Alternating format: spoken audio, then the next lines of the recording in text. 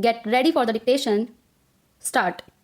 First of all, I would like to say that I have been an admirer of the Indian Railways for its critical support to the life and living of the people in the country. Secondly, it has had an impressive record on several counts in recent years. Railways carry as freight items like processed minerals, food grains, etc. It has manufacturing as well as repair and maintenance units. It has also very good organizations like the RITES and the IRCON, which have done extremely well in terms of operating results. In this connection, let me compliment the Honorable Minister for his very bold confession on the day he took charge that he was taking charge of the railways in a very good condition. Mr. Vice Chairman, we know that the Honorable Railway Minister was a very eminent trade union leader. Particularly, he was a union leader in the railway industry itself. Perhaps this switch over to the other side of the fence, though agonizing, is a challenge to him, and I am sure he is getting the feel of the challenge and measuring up to it. The performance of the railways during the 11th five-year plan has been really impressive. It has generated rupees 527 crores of surplus, reduced the deferred dividend, and it has reduced its dependence on the general budget. It is of the order of only 41% now. It has also successfully resorted to the instruments of internal resource generation and external resource mobilization from the market. Modernization of workshops, renewal of tracks and coaches, as well as rolling stock have been high on the agenda, and most of these have been met with a general degree of satisfaction.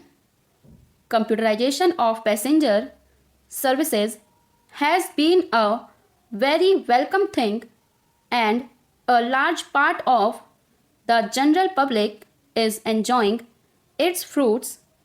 I do realize the problem of resources and the other kinds of things which the Honorable Minister had raised, for example, how it is going to affect the job prospects, etc.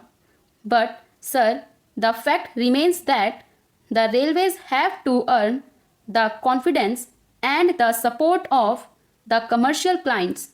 The commercial clients depend primarily on the quality of freight service offered by the railways. As far as the freight service is concerned, railways have a commercial problem. They are competing with the truck industry. The railway freight service is mainly dependent on the quality of service provided by the railways, the cost and the time involved in that context. Of course, we realize that the truck industry is energy deficient and it is very costly. But in the final analysis, it is the consumer who has to bear the cost. The business and industry could care less whether the goods are carried by a cheaper mode of transport like the railways or a costlier mode, namely by trucks. However, in this, the economy as a whole gets hurt. Particularly, the railways are likely to lose in terms of the freight traffic offered. I see a reference made in the Honorable Minister's statement in regard to the thrust in the next plan, we realize that it would require more resources and, more than that, much more efficient management and support from the entire group of railway employees at all levels. It is important that railway employees should be enthusiastic and involved, and one does not get their involvement by simply exhorting them, wishing them to do a better job, but through suitable instruments of management. Certainly, railways require much more capable leadership at all levels. We have a very dynamic railway minister. I have respect for individual members of the senior railway staff. Some of them are my friends, and some of them I know at a personal level, but in a competitive world, you have not only to do a good job but continue to do it all the more in an improved way. Now, there are three aspects in the railway development program. As a passenger, we are interested in the new railway lines. Not only that, we are also interested to see that the railways promote the infrastructure to support development potential growth for the depressed areas. Laying off the new lines is very critical, but more than that, productivity of the current assets of the railways is also one of the critical determinants of the final efficiency of the railway system. Now, with regard to the new railway lines, I would like particularly to refer to the eastern region.